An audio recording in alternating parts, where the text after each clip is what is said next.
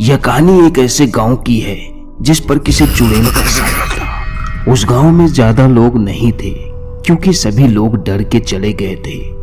उनके भागने का एक ही कारण है कि उस गांव में जब भी रात होती है वह चुड़ैल हर घर के दरवाजे पर जाती है और लोगों को मार देती है।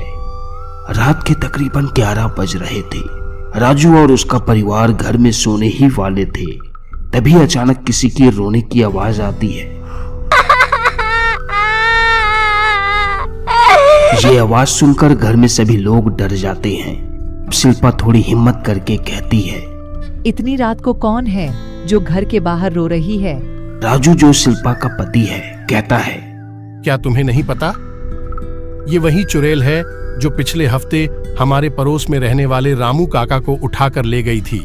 शिल्पा कहती है, वही ना जिसकी लाश दूसरे दिन तालाब के पास मिली थी। हाँ वही जिसकी लाश तालाब के पास मिली थी। इतना ही नहीं, शंभू और सुरेश को भी इसी चुड़ैल ने ही मारा था। इतना कहते ही घर में सन्नाटा छा जाता है। तभी दरवाजे के उस पार से आ रही आवाज तेज हो जाती है। शिल्पा, राजू और उसकी माँ दरवाजे के उस पार से आ रही आवाज को सुनकर पहले से ज्यादा डर जाते हैं। दरवाजा खोलो, दरवाजा खोलो। शिल्पा कहती है, नहीं, ये चुड़ैल नहीं है। मुझे लगता है किसी को मदद की जरूरत है।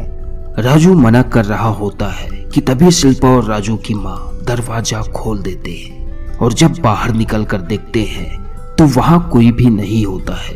तभी राजू बाहर निकल कर देखता है तो चुड़ैल अचानक से उसके सामने आ जाती है और कहती है, मैंने शंभू, सुरेश और रामू सबको मार दिया और अब तू भी नहीं बचेगा।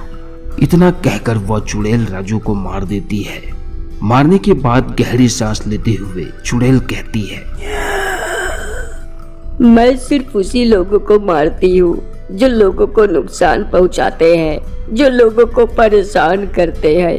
आज से कुछ साल पहले तुम्हारे पति ने एक गरीब बच्चे को महज एक रोटी के लिए इतना मारा कि उस बच्चे की जान चली गई।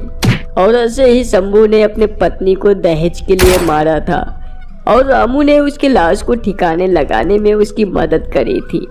बस इसलिए मैंने उन सबको मारा है और जब भी किसी पर अन्याय होगा तो आगे भी मैं ऐसा ही करूंगी।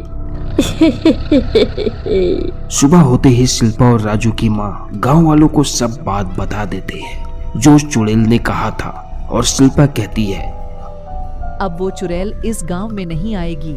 इस बात को काफी दिन हो गए हैं। आज पूरा गांव खुश है क्योंकि उस चुड़ैल ने उस दिन के बाद से किसी का नुकसान नहीं किया है। लेकिन जब भी रात होती है तो गांव में सभी लोग घबरा जाते हैं क्योंकि उन्हें आज भी डर है कि कहीं ये चुड़ैल फिर से वापस ना आ जाए और किसी को नुकसान न पहुंचा दे। आज की कहानी यहीं तक। कहानी कैसा लगा कमेंट करके जरूर बताएं और ये भी बताएं कि कभी आपको मौका मिले तो उस भूतिया गांव में जाना पसंद करेंगे।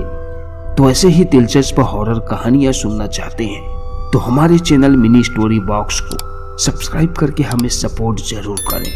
अगली मुलाकात होगी एक नए कहानियों के साथ। Thanks for watching.